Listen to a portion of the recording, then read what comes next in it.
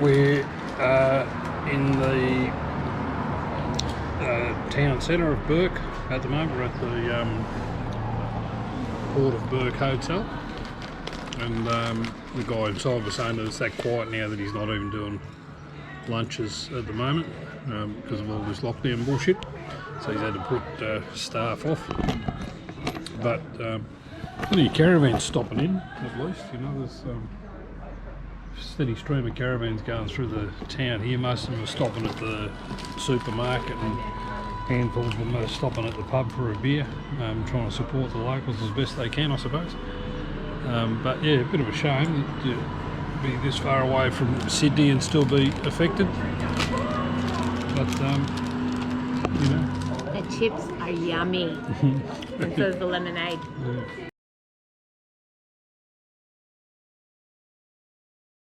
Now we're getting ready to head off, and we're going to be taking another ride on our little bikes. I thought they're the electric bikes and they're really good. It doesn't take a lot of energy to ride them, so you can ride for a long time and a long way. So I thought I'd show you a little bit about them. So I've got my key here. It's so you can lock it. So now that's unlocked, you can have a look here.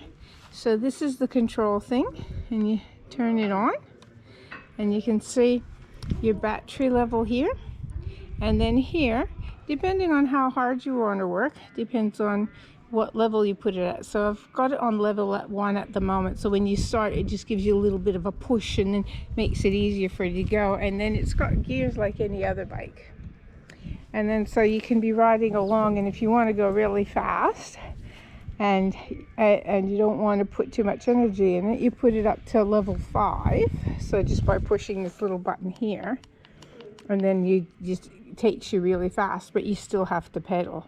So Jimmy likes to keep it on 6, which is the highest there and the highest there, and he just goes flying, and then he'll decide to turn. Unfortunately, he forgets and doesn't give me much notice, so I can go flying past him because I'm trying to keep up with him. So it's hilarious. So we're we're leaving Bourke, and we are headed for Cunnamulla. Cunnamulla? Cunnamulla. Yeah. 255 k's from Bourke. Yeah.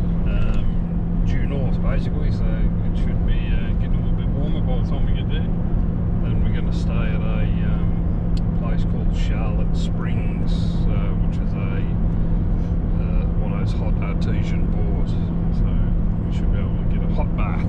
That sounds good. Yeah. How long did you have to practice saying Cunnamulla for? Cunnamulla.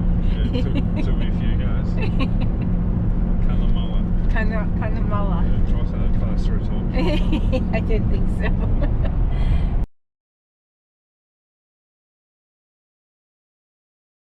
So there's a quarantine point here. It says it's been welcome. You have to throw out all your fruit and vegetables. Usually this is manned, but it's not manned today by the looks of things. Also, as you're passing the border, you're supposed to be getting these, what are those check things done? Yeah, but there's no one here. There's no one here.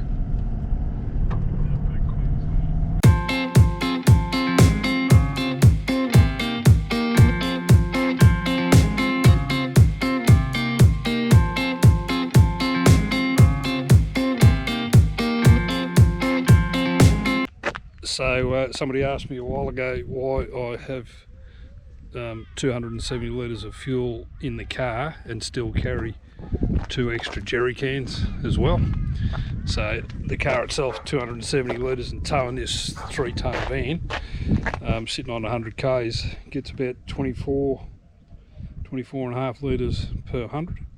So you can get 1,000 k's. But when you do what we did the other day and you go on dirt roads, you got to let your tyres down, and that, you know, makes you use more fuel.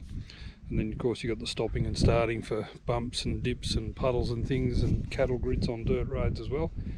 So the fuel economy on a dirt road's not as good as it is on a, you know, a nice flat tar road.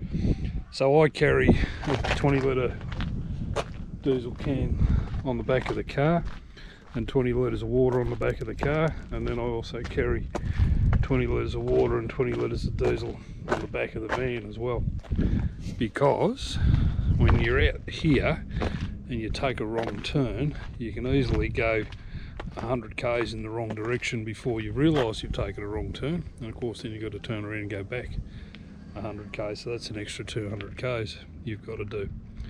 So what happened to us this morning is we were coming to Cunnamulla, and we're supposed to turn right to go to Charlotte Springs, but missed the turn off, and so we ended up at Wyandra. So, and there used to be a fuel pump at Wyandra, but there's not anymore. So we had the low fuel light came on, and we've still got 100 k's to go before we get to Charleville. So this car towing this van fully loaded with water and everything is about probably a bit over 6 tonne, and with the big tyres on it and that, so it'll go through 100 litres of fuel fairly quickly. So we're 100 k's short of Charleville, where the next fuel stop is, and so I've put 20 litres of fuel in the car now, and that'll comfortably get us there. So that's why I carry all the extra fuel, guys. So hopefully that's the last time I make a wrong turn. So, Mr. Jim, I believe you like to torture me. Yes. Yes. I like to see your anxiety levels get up a notch here and there. It's good for your heart. No, it's not. It is. Does your heart rate increase when you get anxious? Yes. So it's good for your heart. It's like exercising.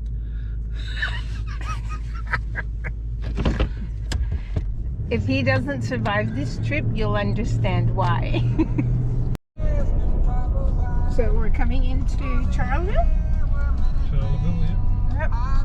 And we've made it. We're gonna get some petrol. Woohoo! I can breathe again. Big petrol station. It is, isn't it? 141.9. That's not a bad price either for diesel. We've seen it at 149. It was the last place, wasn't it? And 147.